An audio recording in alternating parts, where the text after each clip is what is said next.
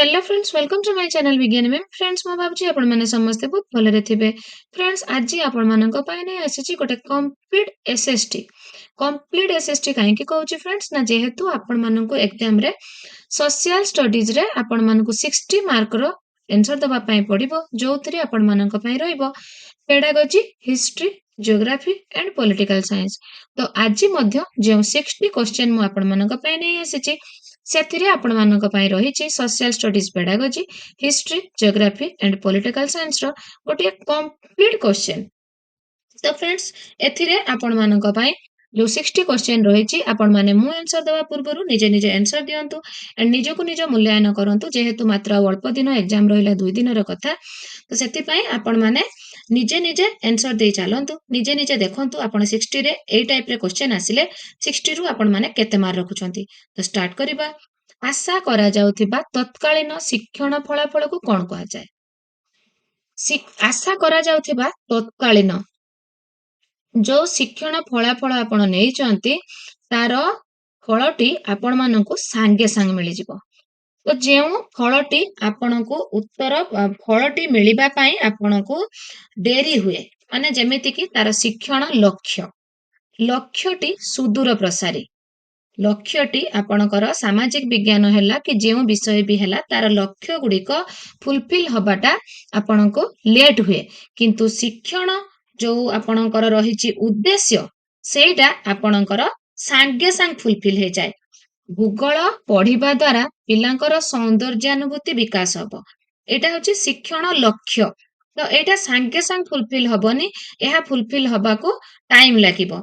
किंतु षष्ठ श्रेणी भूगोल पढ़ाइबा को गला बेले पिला माने ग्लोब रो अक्षांश और द्राघिमा को चिन्हिबे किंबा भारतर अवस्थिति जानिबे। तो एटा होछि तत्कालीन शिक्षण फलाफल। जेते बेले शिक्षक श्रेणी को जाती गोटे पीरियड रे जेउ फलाफल ताको हासिल करिबार थाए ताहा हेउछि तत्कालीन फलाफल। तो ताहा उत्तर कोउटा? साधारण उद्देश्य, शिक्षण लक्ष्य, निर्दिष्ट उद्देश्य केउटी नुहे, ताहा हेउछि निर्दिष्ट उद्देश्य। आपणकर साधारण उद्देश्य होछि जनरल ऑब्जेक्टिव, बट निर्दिष्ट उद्देश्य जोटा आपणकर मुख्य उद्देश्य बा स्पेसिफिक ऑब्जेक्टिव। केउ विषय को अतीतर राजनीति बोली कहा जाय? भूगोल, राजनीति विज्ञान, इतिहास, अर्थशास्त्र। तो फ्रेंड्स आपण माने अतीतर राजनीति कथा कहूची। अकबर हेले कि आपणकर मोगल साम्राज्य, सुल्तान माने एडा आपणकर गंगवंश, समवंश, सूर्यवंश जहाँ भी आपण पढ़ुचंती सेतिरे तांकर राजा मानकर राज्य शासन को आपण माने सब शिखुचंती। तो एटा हला अतीतर राजनीति। ताको आपण को विषय पढ़ी कि शिखुचंती? भूगोल, राजनीति, इतिहास, अर्थशास्त्र। इतिहास पढ़ी कि आपण अतीतर राजनीति विषय रे आपण जानि थांती। सामाजिक विज्ञान अंतर्गत विषय गुड़िक हेउची आपणकर भूगोल, इतिहास, गणित, साहित्य। आपणकर सामाजिक विज्ञान रे गणित साहित्य रुहे नाही। इतिहास, राजनीति विज्ञान रुहे, इंग्राजी साहित्य रुहे नाही। भूगोल, इतिहास, राजनीति, अर्थशास्त्र। ठीक अछि आपणकर सीक्वेंस टी मने रखिबे। प्रथमे भूगोल, देन इतिहास, देन राजनीति, देन होची अर्थशास्त्र। क्रम मध्य क्वेश्चन आसे।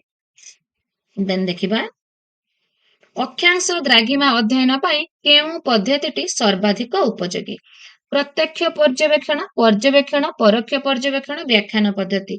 अक्षांश द्राघिमा आपण पिलांकु जते बेले सिखेबे आपण ग्लोब रे अक्षांश द्राघिमा देखेकी पिला मानकु सिखेबे, नले आपण माने चित्र मॉडल बनेकी पिला मानकु देखेई पारिबे। तो एटा होची आपणकर परोक्ष पर्यवेक्षण। आपण एठी परोक्ष पर्यवेक्षण कले। केउ प्रकार शिक्षार्थी प्रति कारण शिक्षादान रे उपकृत होंती? जोटा आपणकर प्रति कारण शिक्षादान कोन? प्रतिकारमूलक शिक्षादान व्यवस्था। ईश्वर दत्त साधारण शैक्षिक क्षेत्र रे पछुआ अत्यधिक मानसिक विकृत। आपणकर ईश्वर दत्त जो माने गॉड गिफ्टेड एंड आपणकर साधारण पिला माने एमानक पई प्रतिकारमूलक व्यवस्था करबा आवश्यक नाही। काहे कि ना प्रतिकारमूलक व्यवस्था कहा पई करा जाय ना आपणकर फॉर्मेटिव असेसमेंट रे जो पिला मानकर आपणकर जो ऑब्जेक्टिव टीचर नै थांती ताहा फुलफिल होय न थाए सेमानक पई रिमेडियल कोचिंग बा प्रतिकारमूलक शिक्षादान व्यवस्था करा जाय। तो सेमाने हेले शैक्षिक क्षेत्र रे पछुआ पिला, सेमानक पई प्रतिकारण शिक्षादान रा व्यवस्था करा जाय, सेही माने ही उपकृत हुअंती। ଭୂଗୋଳ ଶିକ୍ଷାଦାନର କେଉଁ ପଦ୍ଧତି ମୁଖ୍ୟତଃ ଶିକ୍ଷାର୍ଥୀ କୈନ୍ଦ୍ରିକ? ଶିକ୍ଷାର୍ଥୀ କୈନ୍ଦ୍ରିକ। ବର୍ଣ୍ଣନା, ପ୍ରକଳ୍ପ, ବ୍ୟାଖ୍ୟାନ, ଆଲୋଚନା। ବର୍ଣ୍ଣନା, ବ୍ୟାଖ୍ୟାନ ଓ ଆଲୋଚନାରେ ଆପଣଙ୍କର ଶିକ୍ଷକ ଓ ଶିକ୍ଷାର୍ଥୀଙ୍କର ଭୂମିକା ରହିଥାଏ, କିନ୍ତୁ ପ୍ରକଳ୍ପଟି ହେଉଛି କମ୍ପ୍ଲିଟ ଶିକ୍ଷାର୍ଥୀ କୈନ୍ଦ୍ରିକ, ଚାଇଲ୍ଡ ଓରିଏଣ୍ଟେଡ। ମାନଚିତ୍ରରେ ବ୍ୟବହୃତ ରଙ୍ଗ ଦୃଷ୍ଟିକୋଣରୁ ନିମ୍ନୋକ୍ତ କେଉଁଟି ଅନ୍ୟ ତିନୋଟି ଠାରୁ ଭିନ୍ନ? ତ ଫ୍ରେଣ୍ଡସ୍, ଏଇଠି ଗୋଟେ ଆପଣମାନଙ୍କୁ କହି ରଖେ, ବହୁତ ଜଣ କମେଣ୍ଟ କରୁଛନ୍ତି ଯେ କ୍ୱେଶ୍ଚେନ୍ ବିଷୟରେ ସେମାନଙ୍କର ଡାଉଟ୍ ରହୁଛି।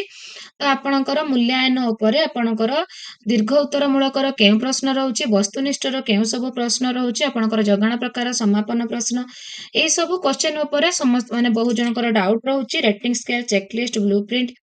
ତ ଆପଣମାନେ ମଧ୍ୟ ଯଦି କିଛି ଜଣ ଚାହୁଁଛନ୍ତି ଯେ ଏଇ କ୍ୱେଶ୍ଚେନ୍ ଉପରେ ମୁଁ ଆପଣମାନଙ୍କର ଡାଉଟକୁ କ୍ଲିୟର କରେ ବୋଲି, ତାହେଲେ ଆପଣମାନେ ମୋତେ କମେଣ୍ଟ କରିବେ। ତାହେଲେ ମୁଁ ଆପଣମାନଙ୍କ ପାଇଁ ଗୋଟେ ଭିଡିଓ ନେଇ ଆସିବି କମ୍ପ୍ଲିଟ ଇଭାଲୁଏସନ ଉପରେ, ଯାହାକି ଆପଣମାନଙ୍କର CDP, Odia, English, SST, math, science ସବୁଥିରେ ଆପଣମାନଙ୍କୁ ନିଶ୍ଚୟ କାମ ଦବ। କାହିଁକିନା ଆପଣମାନେ ସମସ୍ତେ ଜାଣିଛନ୍ତି ସବୁ ବିଷୟର ଆସେସମେଣ୍ଟ ଆଣ୍ଡ ଇଭାଲୁଏସନ ଯୋଉ ରହୁଛି ସେଟା ବହୁତ ଇମ୍ପୋର୍ଟାଣ୍ଟ ରହୁଛି। ତ ଯଦି ଆପଣମାନଙ୍କର ମଧ୍ୟ ଆବଶ୍ୟକ, ତାହେଲେ ମୋତେ କମେଣ୍ଟ କଲେ ମୁଁ ଆପଣମାନଙ୍କ ପାଇଁ ଆସନ୍ତାକାଲି ହିଁ ଭିଡିଓଟି ନେଇ ଆସିବି। ତ ମାନଚିତ୍ରରେ ବ୍ୟବହୃତ ରଙ୍ଗ ଦୃଷ୍ଟିକୋଣରୁ ନିମ୍ନୋକ୍ତ କେଉଁଟି ଅନ୍ୟ ତିନୋଟି ଠାରୁ ଭିନ୍ନ? ରଙ୍ଗ।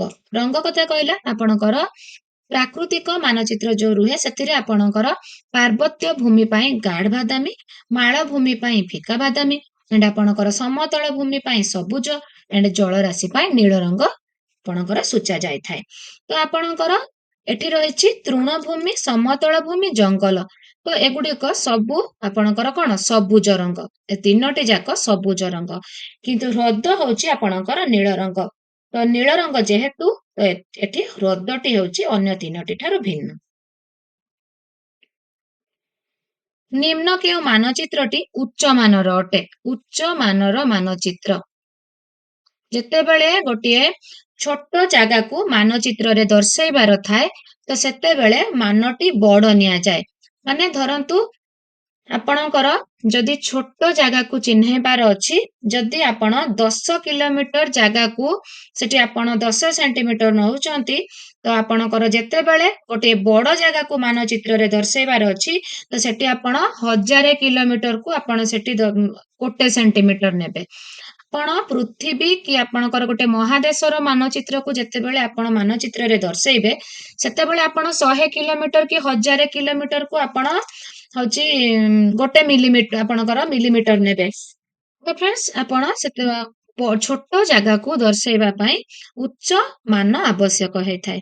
ତ ସ୍ଥାନ ବର୍ଣ୍ଣନା ଆଧାରିତ ମାନଚିତ୍ର, ଜରିପ ସମ୍ବନ୍ଧୀୟ ମାନଚିତ୍ର, କାନ୍ଥ ଟଣା ମାନଚିତ୍ର, ଏଇଟା ହଉଛି ଆପଣଙ୍କର ରିଫିଂ ନୁହଁ, ରିଲିଫ ମାନଚିତ୍ର। ତ ଆପଣଙ୍କର ଉଚ୍ଚ ମାନ ହେଇଥାଏ ଜରିପ ସମ୍ବନ୍ଧୀୟ ମାନଚିତ୍ରରେ। ସେଥିରେ ଆପଣଙ୍କର ଗୋଟିଏ ସହର କି ଗୋଟିଏ ମ୍ୟୁନିସିପାଲିଟିକୁ ଦର୍ଶା ଯାଇଥାଏ। ଯେହେତୁ ଗୋଟେ ଛୋଟ ମାନେ ଗୋଟେ ଛୋଟ ଜାଗାକୁ ଦର୍ଶଉଛନ୍ତି ଆପଣ ମାନଚିତ୍ରରେ, ତ ସେଠି ମାନଟି ବଡ ନିଆଯାଏ। ମୋଗଲ ସାମ୍ରାଜ୍ୟର ସର୍ବଶ୍ରେଷ୍ଠ ଶାସକ କିଏ ଥିଲେ? ମୋଗଲ ସାମ୍ରାଜ୍ୟର ଜାହାଙ୍ଗୀର, ଆକବର, ବାବର, ଶାହଜାହାନ। ଆପଣଙ୍କର ଆକବର ମୋଗଲ ସାମ୍ରାଜ୍ୟର ସର୍ବଶ୍ରେଷ୍ଠ ଶାସକ। ମୋଗଲ ସାମ୍ରାଜ୍ୟ ସମୟରେ କେଉଁଟି ବୃହତ୍ତମ ବନ୍ଦର ଥିଲା? ହୁଗୁଳି, ସୁରଟ, ବାଲେଶ୍ୱର, ପାରାଦୀପ। ମୋଗଲ ସାମ୍ରାଜ୍ୟ ସମୟରେ ସୁରଟ ବୃହତ୍ତମ ବନ୍ଦର ଥିଲା। ଆକବରଙ୍କ ଜ୍ୟେଷ୍ଠ ପୁତ୍ରଙ୍କ ନାମ କଣ ଥିଲା? ଆପଣଙ୍କର ଯେତେବେଳେ ହିଷ୍ଟ୍ରିର MCQ କ୍ଲାସ କରିଥିଲେ ଏଗୁଡିକ ସବୁ କହିଛି ଆପଣମାନଙ୍କୁ। ଅଲିମ, ସଲିମ, ହୁରମ, ହଲିମ। ତ ଫ୍ରେଣ୍ଡସ୍, ଆପଣଙ୍କର ସଲିମ। ଭାସ୍କୋଡା ଗାମା କେଉଁ ମସିହାରେ ଭାରତକୁ ସମୁଦ୍ର ପଥ ଆବିଷ୍କାର କରିଥିଲେ? 1498, 1492, 1494, 1453। ତ ଭାସ୍କୋଡା ଗାମାଙ୍କର ଭାରତକୁ ଯୋଉ ଜଳପଥ ବା ସମୁଦ୍ର ପଥ ଆବିଷ୍କାର ଯୋଉ କରିଥିଲେ 1498 ରେ। Very very important friends. ଭାରତର କେଉଁଠାରେ ପ୍ରଥମ କପା କାରଖାନା ପ୍ରତିଷ୍ଠା ହେଇଥିଲା? ସୁରଟ, ମୁମ୍ବାଇ, ଅହମ୍ମଦାବାଦ, କଲିକତା। 1818ରେ କଲିକତା ଠାରେ ପ୍ରଥମେ କପା କାରଖାନା ପ୍ରତିଷ୍ଠା ହୋଇଥିଲା, ବଟ୍ ଏଟା କମର୍ସିଆଲି ଫେଲ କରିଥିଲା। କମର୍ସିଆଲି ଫେଲ ହେଇଥିଲା। ଦେନ୍ ମୁମ୍ବାଇରେ 1854ରେ କପା କାରଖାନା ପ୍ରତିଷ୍ଠା ହୋଇଥିଲା। ତ ଯେହେତୁ ପ୍ରଥମ କପା କାରଖାନା କଥା କହୁଛି ତ ଆପଣଙ୍କର ଏଇଟା ହବ କଲିକତା। କେତେ ମସିହାରେ ଡକ୍ଟର କିଲପାଟ୍ରିକ୍ ପ୍ରକଳ୍ପ ପଦ୍ଧତିର ସୂତ୍ରପାତ କରିଥିଲେ? ଆପଣଙ୍କର ପ୍ରକଳ୍ପ ପଦ୍ଧତି, ଯେତେବେଳେ ପ୍ରକଳ୍ପ ପଦ୍ଧତିଟି କେଉଁ ମନୋବିଜ୍ଞାନୀଙ୍କର ଦାନ ବୋଲି କ୍ୱେଶ୍ଚେନ୍ ଆସିବ, ସେଠି ଆପଣମାନେ ଆଦୌ ବି କନଫ୍ୟୁଜ ହେବେନି, ଜନ୍ ଡିଉ ବୋଲି ଲେଖିବେ। କିନ୍ତୁ ପ୍ରକଳ୍ପ ପଦ୍ଧତିର ପ୍ରବର୍ତ୍ତକ ହେଉଛନ୍ତି କିଲପାଟ୍ରିକ୍।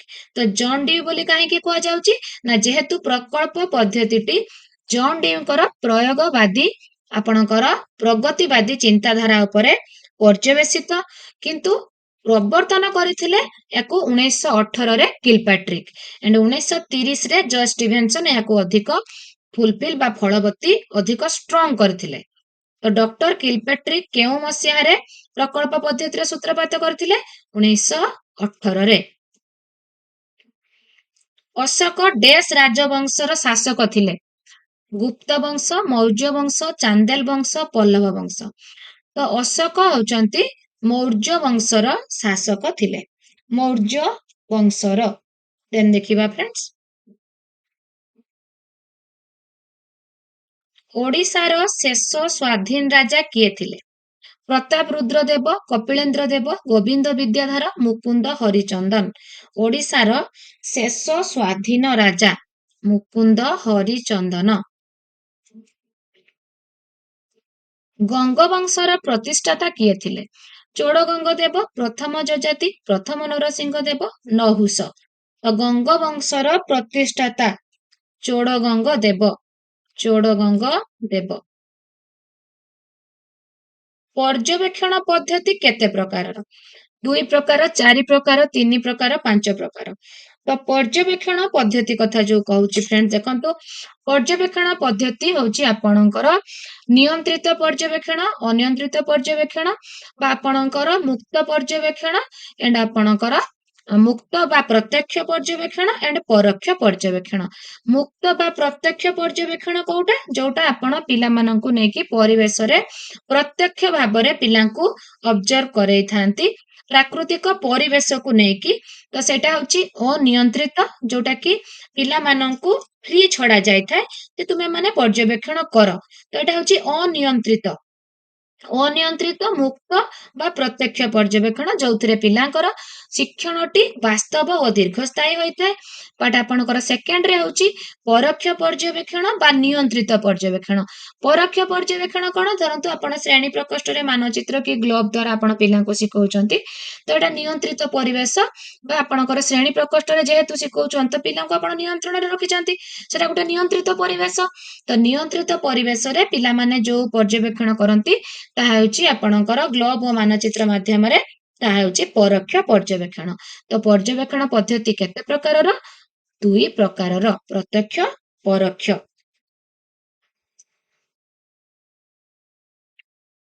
କେଉଁ ପଦ୍ଧତିଟି ଇତିହାସ ଓ ନଗର ବିଜ୍ଞାନ ଶିକ୍ଷାଦାନ ପଦ୍ଧତିରେ ଅନ୍ତର୍ଭୁକ୍ତ ନୁହେଁ?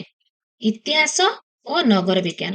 ଏଥିରେ ଆପଣଙ୍କର ଗଳ୍ପ କଥନ ତ ନିଶ୍ଚୟ ରହିବ, କ୍ଷେତ୍ର ପରିଭ୍ରମଣ ନିଶ୍ଚୟ ରହିବ, ଫିଲ୍ଡ ଟ୍ରିପ୍ ତ କରାଯାଏ ଇତିହାସ ଓ ନଗର ବିଜ୍ଞାନରେ, ଏଣ୍ଡ ଆପଣଙ୍କର ପ୍ରୋଜେକ୍ଟ ତ ନିଶ୍ଚୟ ରହିବ। ବଟ୍ ଆପଣଙ୍କର ପରୀକ୍ଷଣ ପଦ୍ଧତି ଆପଣଙ୍କର ଇତିହାସ ଓ ନଗର ବିଜ୍ଞାନର ଅନ୍ତର୍ଭୁକ୍ତ ନୁହେଁ। କେଉଁ ଶିକ୍ଷାଦାନ ପଦ୍ଧତିଟି ନିମ୍ନ ଶ୍ରେଣୀର ଶିକ୍ଷାର୍ଥୀଙ୍କ ପାଇଁ ଅନୁପଯୋଗୀ? ଛୋଟ ପିଲାଙ୍କ ପାଇଁ ଅନୁପଯୋଗୀ, ନିମ୍ନ ଶ୍ରେଣୀ। ସର୍ବେକ୍ଷଣ ପଦ୍ଧତି, ନାଟ୍ୟାଭିନୟ ପଦ୍ଧତି, ପର୍ଯ୍ୟବେକ୍ଷଣ ପଦ୍ଧତି, ଆଲୋଚନାମୂଳକ ପଦ୍ଧତି। ତ ଫ୍ରେଣ୍ଡସ୍, ଆପଣଙ୍କର ଯେତେବେଳେ ଆପଣ ସର୍ଭେ କରିବାକୁ ପିଲାଙ୍କୁ ପଠାନ୍ତି, ସେଟା ନିମ୍ନ ଶ୍ରେଣୀ ପିଲାଙ୍କ ପାଇଁ ଆଦୌ ଉଚିତ ନୁହଁ। ଛୋଟ ପିଲାମାନେ ଆଦୌ ବି ସର୍ଭେ କରିପାରିବେ ନାହିଁ। ଆପଣ ସେମାନଙ୍କ ପାଇଁ ନାଟ୍ୟାଭିନୟ ପଦ୍ଧତି ନେଇପାରିବେ, ନାଟକ ଅଭିନୟ, ପର୍ଯ୍ୟବେକ୍ଷଣ କରେଇ ପାରିବେ, ଆଲୋଚନାମୂଳକ ପଦ୍ଧତି ତାଙ୍କ ପାଇଁ ନେଇପାରିବେ, ବଟ୍ ସେମାନେ ସର୍ଭେ କରିପାରିବେ ନାହିଁ। କେଉଁ ପ୍ରକାର ପ୍ରକଳ୍ପ ଶିକ୍ଷାର୍ଥୀ ମାନଙ୍କର ଜ୍ଞାନ ନିର୍ମାଣରେ ସାହାଯ୍ୟ କରେ? କିଲପାଟ୍ରିଙ୍କର ମତରେ ଆପଣଙ୍କର ପ୍ରକଳ୍ପ 4 ପ୍ରକାରର। ଗଠନମୂଳକ ପ୍ରକଳ୍ପ, କଳାତ୍ମକ ପ୍ରକଳ୍ପ ଏଣ୍ଡ ଆପଣଙ୍କର ସମସ୍ୟାମୂଳକ ପ୍ରକଳ୍ପ ଏଣ୍ଡ ଦଳଗତ ପ୍ରକଳ୍ପ।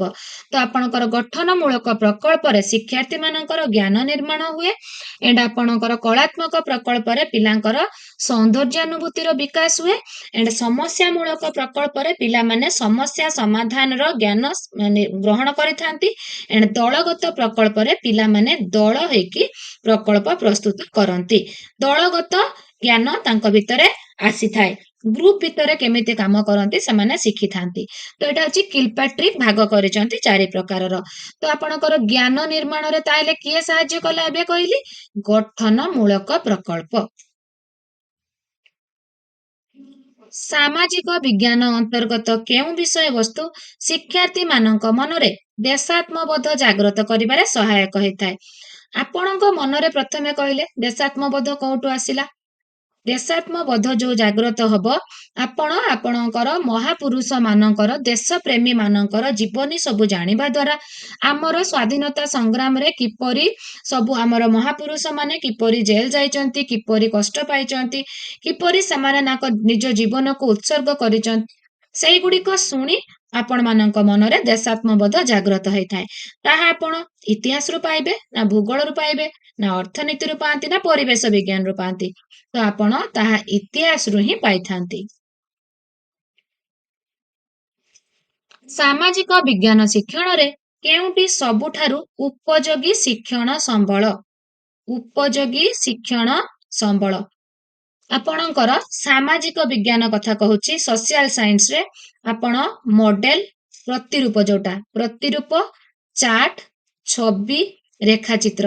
ତ ସାମାଜିକ ବିଜ୍ଞାନରେ ଆପଣଙ୍କର ସବୁଠୁ ଯୋଉଟା କି ସବୁଠାରୁ ଉପଯୋଗୀ, ଆପଣ ତ ଏଇ 4ଟି ଯାକ ଉପଯୋଗୀ, କିନ୍ତୁ ସବୁଠାରୁ ଉପଯୋଗୀ ହଉଛି ମଡେଲ। ନେକ୍ସଟ କ୍ୱେଶ୍ଚନ କୁ ଯିବା ଫ୍ରେଣ୍ଡସ୍। ମାନ ନିର୍ଦ୍ଧାରଣ ପାଇଁ କେଉଁ ସାଧନଟି ବ୍ୟବହାର କରାଯାଏ? ଆପଣଙ୍କର ସାଧନ ଓ କୌଶଳ ଦୁଇଟି କଥା ଆସେ ଆପଣଙ୍କର ମାନ ନିର୍ଦ୍ଧାରଣ ସମୟରେ।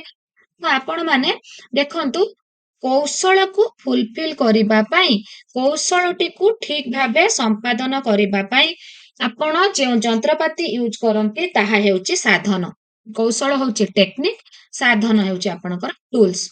ଆପଣ ଗୋଟେ ପର୍ଯ୍ୟବେକ୍ଷଣ କରିବାକୁ ଯିବେ, ଯେତେବେଳେ ଆପଣ ପର୍ଯ୍ୟବେକ୍ଷଣ ବା ଅବଜରଭେସନ କରିବାକୁ ଯାଉଛନ୍ତି, ଆପଣ ପର୍ଯ୍ୟବେକ୍ଷଣ ଫର୍ଦ୍ଦ କି ଚେକଲିଷ୍ଟ କି ଆପଣଙ୍କର ରେଟିଂ ସ୍କେଲ ଆପଣ ଯାହା ନେଲେ ସେଗୁଡିକ ହେଉଛି ଆପଣଙ୍କର ଟୁଲ୍ସ। ଆପଣ ପ୍ରଶ୍ନପତ୍ର, ପର୍ଯ୍ୟବେକ୍ଷଣ ଫର୍ଦ୍ଦ, ଚେକଲିଷ୍ଟ ସବୁଗୁଡିକ ମାନ ନିର୍ଦ୍ଧାରଣର ଗୋଟେ ଗୋଟେ ଟୁଲ୍ସ। ଏଗୁଡିକ ସବୁ ଗୋଟେ ଗୋଟେ ଟୁଲ୍ସ। ତ ଆନ୍ସର ହେଇଗଲା ଉପରୋକ୍ତ ସମସ୍ତ। ନିମ୍ନୋକ୍ତ ମଧ୍ୟରୁ କେଉଁଟି ମାନ ନିର୍ଦ୍ଧାରଣର ଏକ କୌଶଳ ଅଟେ? କୌଶଳ, ଏଠି ଟେକ୍ନିକ କଥା କହିଲା। ପରୀକ୍ଷଣ, ପର୍ଯ୍ୟବେକ୍ଷଣ, ପ୍ରକଳ୍ପ କାର୍ଯ୍ୟ, ଉପରୋକ୍ତ ସମସ୍ତ। ତ ଫ୍ରେଣ୍ଡସ୍, ଆପଣଙ୍କୁ ଏବେ ଟିକେ ଆଗରୁ କହିଲି, ତ ଆପଣ କୌଶଳ ଗୁଡିକ କଣ? ପରୀକ୍ଷଣ, ପର୍ଯ୍ୟବେକ୍ଷଣ, ପ୍ରକଳ୍ପ ସବୁ ହେଉଛି ଆପଣଙ୍କର ଗୋଟେ ଗୋଟେ କୌଶଳ। ଏଇ ମାଧ୍ୟମରେ ପିଲାଙ୍କର ମାନ ନିର୍ଦ୍ଧାରଣ ଆପଣ କରନ୍ତି। ଏଇ କୌଶଳକୁ ଆପଣ ଫୁଲଫିଲ କରିବା ପାଇଁ, ଭଲ ଭାବେ ପରିଚାଳନା କରିବା ପାଇଁ ଆପଣ ଯେଉଁ ପ୍ରଶ୍ନପତ୍ର କି ଆପଣଙ୍କର ତନଖି ତାଲିକା କି ଘଟଣାବଳୀ ବିବରଣୀ କି ଆପଣ ରେଟିଂ ସ୍କେଲ, ଚେକଲିଷ୍ଟ ଯାହା ବି ୟୁଜ କଲେ ସେଗୁଡିକ ହେଉଛି ସବୁ ଆପଣଙ୍କର ସାଧନୀ ବା ଟୁଲ୍ସ। ତେଣୁ ଉପରୋକ୍ତ ସମସ୍ତ ସବୁ ଗୁଡିକ କୌଶଳ। ନିମ୍ନୋକ୍ତ ମଧ୍ୟରୁ କେଉଁଟି ବସ୍ତୁନିଷ୍ଠ ପ୍ରଶ୍ନ ନୁହେଁ? ନିର୍ଦ୍ଦିଷ୍ଟ ଉତ୍ତରମୂଳକ, ଦ୍ୱିବିକଳ୍ପ, ବହୁ ବିକଳ୍ପ, କୌଣସିଟି ନୁହେଁ। ତ ଆପଣଙ୍କର ବସ୍ତୁନିଷ୍ଠ ପ୍ରଶ୍ନ ଭିତରେ ଆପଣଙ୍କର ଯୋଉ ନିର୍ଦ୍ଦିଷ୍ଟ ଉତ୍ତରମୂଳକ, ତ ଫ୍ରେଣ୍ଡସ୍ ବସ୍ତୁନିଷ୍ଠ ପ୍ରଶ୍ନ ମଧ୍ୟରେ ଯିବ ଆପଣଙ୍କର ନିର୍ଦ୍ଦିଷ୍ଟ ଉତ୍ତରମୂଳକ, ଏଟା ମଧ୍ୟ ଗୋଟେ ବସ୍ତୁନିଷ୍ଠ, ଦ୍ୱିବିକଳ୍ପ ଏଟା ମଧ୍ୟ ବସ୍ତୁନିଷ୍ଠ, ବହୁ ବିକଳ୍ପ ଏହା ମଧ୍ୟ ବସ୍ତୁନିଷ୍ଠ। ତ ଏଠି ସବୁ ଗୁଡିକ ବସ୍ତୁନିଷ୍ଠ। ତ ବସ୍ତୁନିଷ୍ଠ ପ୍ରଶ୍ନ ନୁହେଁ କୋଉଟା? ଏଠି ହବ କୌଣସିଟି ନୁହେଁ। କୌଣସିଟି ନୁହେଁ। ସୋମବଂଶର ଶେଷ ଶାସକ କିଏ ଥିଲେ? ସୋମବଂଶର ଶେଷ ଶାସକ ପୁରଞ୍ଜୟ, କର୍ଣ୍ଣଦେବ, ଦ୍ୱିତୀୟ ଯଯାତି, ଦ୍ୱିତୀୟ ଜନ୍ମଜୟ। ଆପଣଙ୍କର କର୍ଣ୍ଣଦେବ ହେଉଛନ୍ତି ସୋମବଂଶର ଶେଷ ଶାସକ। ଖାରବେଳ କେଉଁ ରାଜବଂଶର ଥିଲେ? ଗଙ୍ଗବଂଶ, ଚେଦିବଂଶ, ସୋମବଂଶ, ଗଜପତି ବଂଶ। ଖାରବେଳ ଆପଣଙ୍କର ଚେଦି ବଂଶର ରାଜା ଥିଲେ। ଖାରବେଳ ଅଶୋକଙ୍କ ଉପରେ କମ୍ପ୍ଲିଟ ନୋଟ୍ କ୍ଲାସ୍ ମୁଁ ଅଲରେଡି ଅପଲୋଡ କରିଛି, ଆପଣମାନେ ଯଦି ଦେଖିନାହାନ୍ତି ଦେଖିପାରିବେ। ହାତୀଗୁମ୍ଫା ଶିଳାଲେଖ କେଉଁ ଜାଗାରେ ଅବସ୍ଥିତ? ଉଦୟଗିରି, ଲଳିତଗିରି, ଖଣ୍ଡଗିରି, କୌଣସିଠି ନୁହେଁ। ତ ଆପଣଙ୍କର ଉଦୟଗିରି। ଖାରବେଳଙ୍କ ସମୟରେ ଓଡ଼ିଶାର ନାମ କଣ ଥିଲା? କଳିଙ୍ଗ, ତୋଷାଳୀ, ଉତ୍କଳ, କୋଶଳ। ତ ଆପଣଙ୍କର ଖାରବେଳଙ୍କ ସମୟରେ ଓଡ଼ିଶାର ନାମ ଥିଲା କଳିଙ୍ଗ। କିଏ ସୂର୍ଯ୍ୟବଂଶ ପ୍ରତିଷ୍ଠା କରିଥିଲେ? ମୁକୁନ୍ଦ ଦେବ, କପିଳେନ୍ଦ୍ର ଦେବ, ପୁରୁଷୋତ୍ତମ ଦେବ, ପ୍ରତାପରୁଦ୍ର ଦେବ। ତ ଫ୍ରେଣ୍ଡସ୍ ଆପଣଙ୍କର କପିଳେନ୍ଦ୍ର ଦେବ ସୂର୍ଯ୍ୟବଂଶର ପ୍ରତିଷ୍ଠା କରିଥିଲେ। ନିମ୍ନୋକ୍ତ ମଧ୍ୟରୁ କିଏ ଲୋଦୀ ବଂଶର ପ୍ରତିଷ୍ଠାତା ଥିଲେ? ଲୋଦୀ। ବାହାଲାଲ ଲୋଦୀ, ଆଲେକଜାଣ୍ଡାର ଲୋଦୀ, ଇବ୍ରାହିମ ଲୋଦୀ, ଆଲମ ଲୋଦୀ। ତ ଫ୍ରେଣ୍ଡସ୍ ଆପଣଙ୍କର ବାହାଲାଲ ଲୋଦୀ।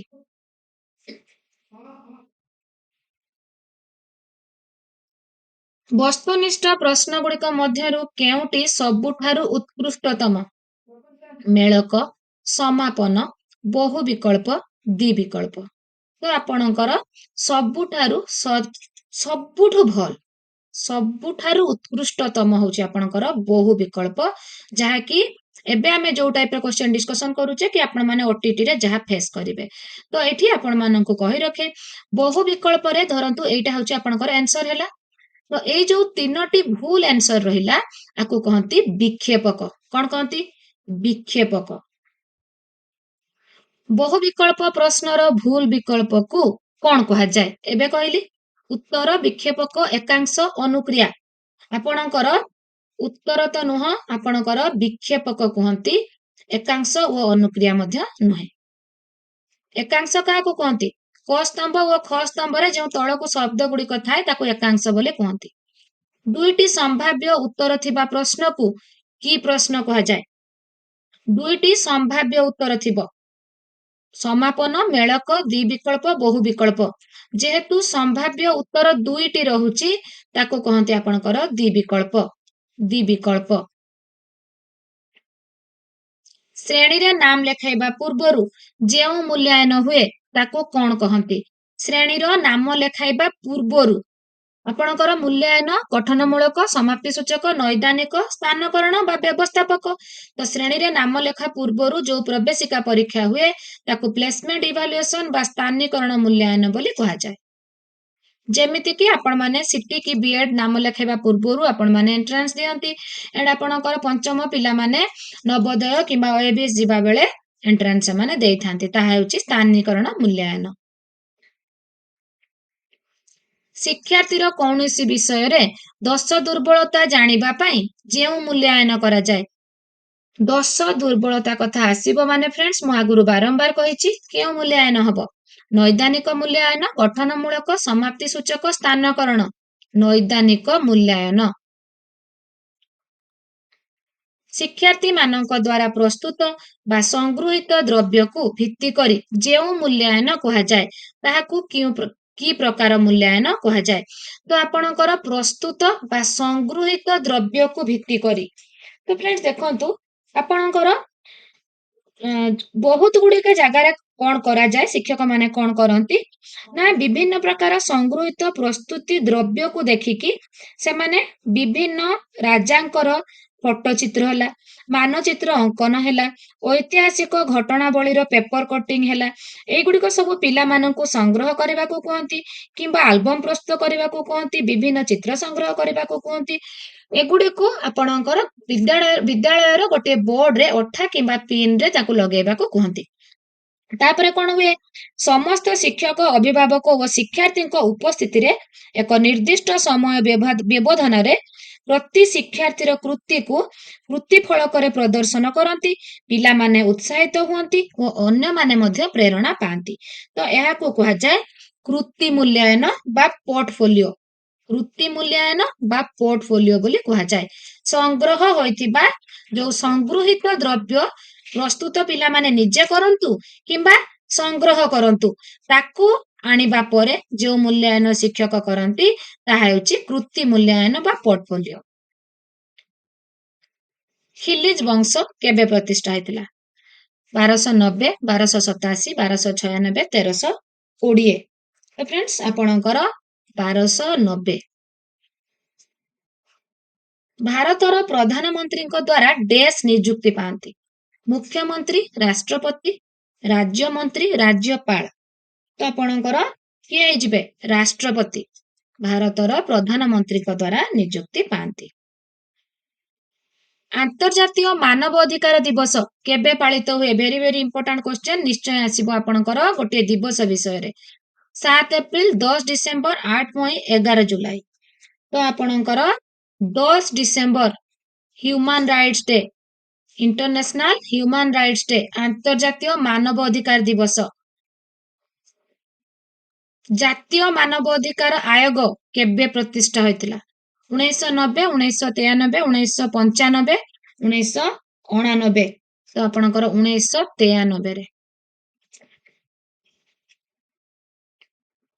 ଭାରତର ପ୍ରଥମ ମହିଳା ରାଷ୍ଟ୍ରପତି କିଏ ଥିଲେ? ପ୍ରଥମ ମହିଳା ଇନ୍ଦିରା ଗାନ୍ଧୀ, ନନ୍ଦିନୀ ଶତପଥୀ, ପ୍ରତିଭା ସିଂ ପଟେଲ, ଦ୍ରୌପଦୀ ମୁର୍ମୁ। ପ୍ରଥମ ମହିଳା ରାଷ୍ଟ୍ରପତି ପ୍ରତିଭା ଦେବୀ ସିଂ ପଟେଲ, କିନ୍ତୁ ଆପଣଙ୍କର ଯୋଉ ରହିଲେ ସେକେଣ୍ଡରେ ହଉଛନ୍ତି ଦ୍ରୌପଦୀ ମୁର୍ମୁ। ନିମ୍ନୋକ୍ତ ମଧ୍ୟରୁ କିଏ ଲୋକସଭାରେ ପ୍ରଥମ ମହିଳା ବାଚସ୍ପତି ଥିଲେ? ସୁଷମା ସ୍ୱରାଜ, ସ୍ମୃତି ଇରାନୀ, ମୀରା କୁମାର, ଜୟଲଳିତା। ପ୍ରଥମ ମହିଳା ବାଚସ୍ପତି ମୀରା କୁମାର, ପ୍ରଥମ ମହିଳା ବାଚସ୍ପତି। ବାୟୁମଣ୍ଡଳର ଡେସ୍ ସ୍ତରରେ ପାଣିପାଗ ସମ୍ବନ୍ଧୀୟ ସମସ୍ତ ଘଟଣା ସଂଘଟିତ ହୁଏ? ଟ୍ରୋପୋସ୍ଫିୟର, ଷ୍ଟ୍ରାଟୋସ୍ଫିୟର, ମେସୋସ୍ଫିୟର, ଆୟନୋସ୍ଫିୟର। ବାୟୁମଣ୍ଡଳର ଟ୍ରୋପୋସ୍ଫିୟରରେ ପାଣିପାଗ ସମ୍ବନ୍ଧୀୟ ସମସ୍ତ ଘଟଣା ସଂଘଟିତ ହୁଏ। ପବନର ଗତି ଡେସ୍ ଯନ୍ତ୍ର ସାହାଯ୍ୟରେ ମପା ଯାଇଥାଏ? ରେନଗଜ, ୱିଣ୍ଡ ଭ୍ୟାନ୍, ଆନିମୋମିଟର, ଥର୍ମୋମିଟର। ତ ଆପଣଙ୍କର ଆନିମୋମିଟର। ଗ୍ରାନାଇଟ କେଉଁ ପ୍ରକାର ଶିଳା ଅଟେ? ଅବକ୍ଷିପ୍ତ, ରୂପାନ୍ତରିତ, ଆଗ୍ନେୟ, କୌଣସିଟି ନୁହେଁ। ତ ଗ୍ରାନାଇଟ ହେଉଛି ଆପଣଙ୍କର ଆଗ୍ନେୟ, ଆଗ୍ନେୟ ଶିଳା। ଶୈବାଳ ସାଗର କେଉଁ ମହାସାଗରରେ ଦେଖାଯାଏ? ଆଟଲାଣ୍ଟିକ, ପ୍ରଶାନ୍ତ ମହାସାଗର, ଭାରତ ମହାସାଗର, ଦକ୍ଷିଣ ମହାସାଗର। ଶୈବାଳ ସାଗର ଆପଣଙ୍କର ଦେଖାଯାଏ ଆଟଲାଣ୍ଟିକ ମହାସାଗରରେ। ବନ୍ୟପ୍ରାଣୀ ସୁରକ୍ଷା ଆଇନ କେବେ ପ୍ରଣୟନ ହେଇଥିଲା? 1988, 1982, 1989, 1972। ବନ୍ୟପ୍ରାଣୀ ସୁରକ୍ଷା ଆଇନ ଆପଣଙ୍କର କେବେ ହୋଇଥିଲା ଫ୍ରେଣ୍ଡସ୍? 1972। 1972ରେ ବନ୍ୟପ୍ରାଣୀ ସୁରକ୍ଷା ଆଇନ ପ୍ରଣୟନ ହୋଇଥିଲା। କର୍କଟ କ୍ରାନ୍ତି ଓ ମକର କ୍ରାନ୍ତି ମଧ୍ୟରେ ଥିବା ତାପମଣ୍ଡଳକୁ କଣ କୁହାଯାଏ? ତ ଫ୍ରେଣ୍ଡସ୍ ଏଇଟା ହେଉଛି ଆପଣଙ୍କର ପୃଥିବୀର ମଝିରେ କିଏ ଯାଇଛି? ବିଷୁବ ରେଖା। ଏଇଟା ଆପଣଙ୍କର 23.5 ଡିଗ୍ରୀ ଉପରକୁ କର୍କଟ କ୍ରାନ୍ତି, 23.5 ଡିଗ୍ରୀ ତଳକୁ ଏଟା ହେଉଛି ଆପଣଙ୍କର ମକର କ୍ରାନ୍ତି। ଏଇଟା ହେଉଛି ଆପଣଙ୍କର ଉତ୍ତର ଗୋଲାର୍ଦ୍ଧ, ଏଠି ହେଉଛି ଆପଣଙ୍କର ଦକ୍ଷିଣ ଗୋଲାର୍ଦ୍ଧ। ତ 66.5 ଡିଗ୍ରୀ ଉତ୍ତରକୁ ଆପଣଙ୍କର ସୁମେରୁ ବୃତ୍ତ, 66.5 ଡିଗ୍ରୀ ଦକ୍ଷିଣକୁ କୁମେରୁ ବୃତ୍ତ। 90 ଡିଗ୍ରୀରେ ରହିବ ଆପଣଙ୍କର ସୁମେରୁ ଉତ୍ତରରେ, ଦକ୍ଷିଣରେ ରହିବ କୁମେରୁ। ଆପଣଙ୍କର ବିଷୁବ ରେଖା ହେଉଛି 0 ଡିଗ୍ରୀ। ତ ଫ୍ରେଣ୍ଡସ୍ ସେ କହୁଛି କର୍କଟ କ୍ରାନ୍ତି ଓ ମକର କ୍ରାନ୍ତି ମଧ୍ୟରେ ଥିବା ତାପମଣ୍ଡଳକୁ କଣ କହନ୍ତି? ଗ୍ରୀଷ୍ମ ମଣ୍ଡଳ ବା ଉଷ୍ଣ ମଣ୍ଡଳ। କର୍କଟ କ୍ରାନ୍ତିରୁ ସୁମେରୁ ବୃତ୍ତ, ମକର କ୍ରାନ୍ତିରୁ କୁମେରୁ ବୃତ୍ତ ଅଞ୍ଚଳକୁ କହନ୍ତି ନାତିଶୀତୋଷ୍ଣ ମଣ୍ଡଳ। ଏଣ୍ଡ ଆପଣଙ୍କର ସୁମେରୁ ବୃତ୍ତରୁ ସୁମେରୁ, ଏଣ୍ଡ ଆପଣଙ୍କର ଦକ୍ଷିଣରେ ହେଲା କୁମେରୁ ବୃତ୍ତରୁ କୁମେରୁକୁ କହନ୍ତି ହିମମଣ୍ଡଳ। ତ କର୍କଟ କ୍ରାନ୍ତି ଓ ମକର କ୍ରାନ୍ତି ମଧ୍ୟରେ ଥିବା ତାପମଣ୍ଡଳକୁ କହନ୍ତି ଉଷ୍ଣ ମଣ୍ଡଳ ବା ଗ୍ରୀଷ୍ମ ମଣ୍ଡଳ। ଓଡ଼ିଶାର କେଉଁଠାରେ ପକ୍ଷୀ ବିହାର ଦେଖାଯାଏ? ନନ୍ଦନକାନନ, ଟିକରପଡା, ଚିଲିକା, ଭିତରକନିକା। ଚିଲିକାରେ। ବର୍ଷ ସାରା ବୃକ୍ଷ ଗୁଡିକ ପତ୍ର ଝଡା ନ ଦେଉଥିବା ଅରଣ୍ୟକୁ ଡେସ୍ କୁହାଯାଏ? ବର୍ଷ ସାରା ବୃକ୍ଷ ଗୁଡିକ ପତ୍ର ଝଡା ଯୋଉଠି ଦେଇ ଦଉଛନ୍ତି ତାକୁ କହନ୍ତି ପର୍ଣ୍ଣମୋଚୀ ଅରଣ୍ୟ। ପତ୍ର ଝଡା ନ ଦେଉଥିଲେ ସବୁବେଳେ ଗ୍ରୀନ ଦେଖାଯାଏ, ତ ସେଥିପାଇଁ ସବୁଜ ଦେଖାଯାଏ, ତ ତାକୁ କହନ୍ତି ଚିରହରିତ ଅରଣ୍ୟ। ଚିର ସବୁଜ ହଉଥିବାରୁ ତାକୁ କହନ୍ତି ଚିରହରିତ। ବର୍ଷ ସାରା ପତ୍ର ଝଡା ନ ଦେଉଥିବା ଅରଣ୍ୟ, ନ ହେଉଥିବା ଅରଣ୍ୟ ଚିରହରିତ। एंड आपणकर वर्षर निर्दिष्ट समय पत्र झड़ा देउथिबा अरण्य को कहती पर्णमोची। केउ तथ्यटी पिलांक पई अधिक स्थायी होइथाय? पुस्तकरू संगृहित तथ्य पिलांकु आनंद देई न थाए तो सेति पई पिला भूली जाती, किंतु पर्यवेक्षण माध्यम रे जो संग्रह करंती तथ्य पिला माने निजे ऑब्जर्व करिकि जो तथ्य संग्रह करंती ता वास्तव और फलप्रद होइताय, अधिक स्थायी होइताय। डैश एक श्रेणी गृह बाहर पर्यवेक्षण उदाहरण नुहे। श्रेणी बाहर पर्यवेक्षण उदाहरण नुहे कहूची फ्रेंड्स, नुहे। मृत्तिका पाग स्थानीय परिस्थिति सबू आपण पिलांकु बाहर पर्यवेक्षण करेबे, किंतु मानचित्रटा श्रेणी गृह मध्य आपणकर नियंत्रित परिवेश रे पर्यवेक्षण करेबे। उत्तम प्रतिरूपर डैश वैशिष्ट्य रहिबा आवश्यक। आपणकर गोटे बेस्ट मॉडल जो करिबे सेतिरे कोन वैशिष्ट्य रहिबो? सादृश्य, सरलता, प्रासंगिकता निश्चय सबू रहिबा आवश्यक। न रहिले यह गोटे उत्तम प्रतिरूप होई परिबो नाही। तो सेति पई हैला उपरोक्त समस्त। भूगोल रे मूल्यांकनर मौलिक उद्देश्य कोन? मूल्यांकनर पाठ्यपुस्तक भित्तिक ज्ञान को मने पकाइबा, छात्र छात्रींकर विभागीकरण करिबा, छात्र छात्री मानक मध्यरे सामाजिक वैषमता मापिबा, छात्र छात्री को मतामत प्रदान करिबा। तो फ्रेंड्स आपणकर पाठ्यपुस्तक भित्तिक ज्ञान को मने पकाइबा एटा आपणकर मौलिक उद्देश्य नुहे। छात्र छात्रींकर विभागीकरण मध्य करिबा नुहे। सामाजिक वैषमता मापिबा एटा तो आदौ भी नुहे। तो छात्र छात्री को मतामत प्रदान करिबा सेमानकर शिक्षण उपलब्धि विषय रे, तो सेति पई एटा होची मौलिक उद्देश्य। केउ शिक्षण सामग्रीटी भूगोल शिक्षा पई अति आवश्यक? प्रतिरूप, भूचित्रावली, श्रवण दर्शन सामग्री, लेखचित्र।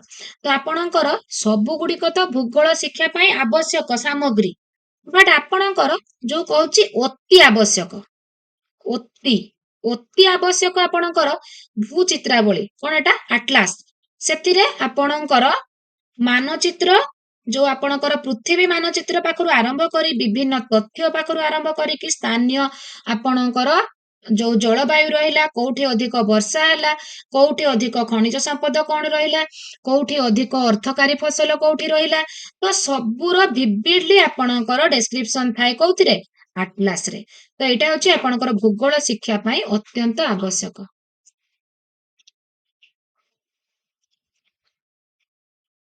उच्च प्राथमिक स्तर रे मोट कार्य दिवस केते दिन? 200, 210, 220, 230। तो फ्रेंड्स एटी कहछि उच्च प्राथमिक, कोठी मध्य प्राथमिक आसी जाई पारे। तो प्राथमिक रे आपणकर 200 दिन, आपण उच्च प्राथमिक रे 220 दिन, 220 दिन। प्रश्न पत्र नक्शा ब्लू प्रिंट रे निम्नोक्त मध्यरु केउटी न थाए? आपणकर ब्लू प्रिंट साधारणतः द्विमात्रिक एंड त्रिमात्रिक, एबे किंतु प्राय त्रिमात्रिक ब्लू प्रिंट यूज करा जाउची। तो तार तीनोटी जो पॉइंट रहिची, प्रश्नर प्रकार भेद, विषय वस्तु, शैक्षिक उद्देश्य, किंतु आपणकर सेथिरे मूल्यांकनटी न थाए। निम्नोक्त मध्यरु केउटी निर्वाचनमूलक वस्तुनिष्ठ प्रश्न नुहे? निर्वाचन मूलक आपनको निर्वाचन करने को पड़ुची माने ताहले आपनको भूल उत्तर सहित ठीक उत्तर थिबो, ठीक उत्तर सहित भूल उत्तर मिसिकी थिबो, तापरे जाके आपण निर्वाचन करिवे। तो विकल्प एठी उत्तर नथिबा शून्य स्थान, एठी आपनकर विकल्प उत्तर नाही, खाली शून्य स्थान देइछि, तो आपण सेठी कोन निर्वाचन करिवे? आदु भी किछि निर्वाचन करिवार नाही। किंतु मेळ करे आपनकर क स्तंभर कोउटा ख स्तंभर मैच करूची, आपण निर्वाचन करबा को पड़ुची। सज्जीकरण रे सज्जीकरण आपण करिवे, भूल ठीक को देखिकी तो निर्वाचन करिके सज्जीकरण करिवे। बहु विकल्प रे 4टी कि 5टी ऑप्शन थिबो, तो 4-5टी ऑप्शन भितरु आपण निर्वाचन करिकी करिवे, आंसर बाहर करिवे। तो आपनकर ए तीनोटी ठीक अछि। तो विकल्प उत्तर नथिबा शून्य स्थान पूरणटी निर्वाचनमूलक वस्तुनिष्ठ प्रश्न नुहे। जदि थांता विकल्प उत्तर थिबा शून्य स्थान पूरण, ताले एटा हेतांता निर्वाचनमूलक वस्तुनिष्ठ प्रश्न। तो विकल्प उत्तर नथिबा शून्य स्थान पूरण हेले निर्वाचनमूलक वस्तुनिष्ठ प्रश्न नुहे। परीक्षण नक्शा केते मात्रिक होइथाय? ଆପଣଙ୍କର ଯୋଉଟା ଏବେ କହିଲି ବ୍ଲୁ ପ୍ରିଣ୍ଟ ତ୍ରିମାତ୍ରିକ। କେତେ ପ୍ରକାର ଉତ୍ତର ଯୋଗାଣ ପ୍ରଶ୍ନ ରହିଛି? ଯୋଗାଣ ପ୍ରଶ୍ନ। ଦେଖନ୍ତୁ ଫ୍ରେଣ୍ଡସ୍, ଯୋଗାଣ ପ୍ରଶ୍ନ କାହାକୁ କୁହାଯାଏ? ଆପଣଙ୍କର ଯୋଗାଣ ପ୍ରଶ୍ନ 4 ପ୍ରକାରର: ରଚନାତ୍ମକ, ସଂକ୍ଷିପ୍ତ ଉତ୍ତରମୂଳକ, ଅତି ସଂକ୍ଷିପ୍ତ ଉତ୍ତରମୂଳକ, ଶୂନ୍ୟ ସ୍ଥାନ ପୂରଣ। ତ ଆପଣଙ୍କର ଏଇ ପ୍ରକାର ପ୍ରଶ୍ନକୁ ଆପଣଙ୍କର ଉତ୍ତର ଯୋଗାଣ ପ୍ରକାର ପ୍ରଶ୍ନ କୁହାଯାଏ କିମ୍ବା ଅବାଧ ଅନୁକ୍ରିୟା ପ୍ରଶ୍ନ ମଧ୍ୟ କୁହାଯାଏ। ଦୁଇଟି ନା, ଯୋଗାଣ ପ୍ରକାର ପ୍ରଶ୍ନ ଏଣ୍ଡ ଅବାଧ ଅନୁକ୍ରିୟା ପ୍ରଶ୍ନ ମଧ୍ୟ କୁହାଯାଏ। ତାହେଲେ ଯୋଗାଣ ପ୍ରକାର କେତେ ପ୍ରକାର ପ୍ରଶ୍ନ ରହିଲା? ଯୋଗାଣରେ 4 ପ୍ରକାରର: ରଚନାତ୍ମକ, ସଂକ୍ଷିପ୍ତ ଉତ୍ତରମୂଳକ, ଅତି ସଂକ୍ଷିପ୍ତ, ଶୂନ୍ୟ ସ୍ଥାନ। ବର୍ତ୍ତମାନ ଆମ ବିଦ୍ୟାଳୟରେ କେତେ ପ୍ରକାର ମୂଲ୍ୟାୟନ ବ୍ୟବସ୍ଥା ପ୍ରଚଳିତ ଅଛି? 2 ପ୍ରକାର, 3 ପ୍ରକାର, 4 ପ୍ରକାର, 5 ପ୍ରକାର। ଆମର ମୂଲ୍ୟାୟନ 4 ପ୍ରକାରର: ଗଠନାତ୍ମକ, ସମାପ୍ତି ସୂଚକ, ନୈଦାନିକ ଏଣ୍ଡ ବ୍ୟବସ୍ଥାପକ। ବଟ୍ ବର୍ତ୍ତମାନ 2 ପ୍ରକାର ହେଉଛି ଗଠନାତ୍ମକ ଏଣ୍ଡ ସମାପ୍ତି ସୂଚକ, ଆପଣଙ୍କର formative assessment and summative assessment. ତ ଫ୍ରେଣ୍ଡସ୍, ଏଠି ଆମେ ଗୋଟେ କମ୍ପ୍ଲିଟ ଏକ୍ସାମ ରେ ପୁରା total exam oriented and possibility ଥିବା କ୍ୱେଶ୍ଚନ ଗୁଡିକ ଆମେ ଡିସ୍କସନ କରିଦେଲେ, ଯୋଉଟା କି ଏଇ ଟାଇପ ରେ ହିଁ ଆପଣଙ୍କୁ 60 କ୍ୱେଶ୍ଚନ ଆପଣମାନଙ୍କୁ ସୋସିଆଲ ଷ୍ଟଡିଜ ରେ ମିଳିବ। ତ ଯଦି ଆପଣମାନଙ୍କୁ ଭଲ ଲାଗୁଥାଏ, ଲାଇକ୍ ଏଣ୍ଡ କମେଣ୍ଟ କରିବାକୁ ଆଦୌ ବି ଭୁଲିବେ ନାହିଁ। ଏମିତି ଇମ୍ପୋର୍ଟାଣ୍ଟ ସିଲେକ୍ଟିଭ ମାରାଥନ, ମହାମାରାଥନ ଏଣ୍ଡ ମକ୍ ଟେଷ୍ଟ କୁ ଦେଖିବା ପାଇଁ ମୋ ଚ୍ୟାନେଲ ସହିତ ଯୋଡି ହେଇ ରୁହନ୍ତୁ। ଆଜି ପାଇଁ ଏତିକି, ଟେକ୍ କେୟାର।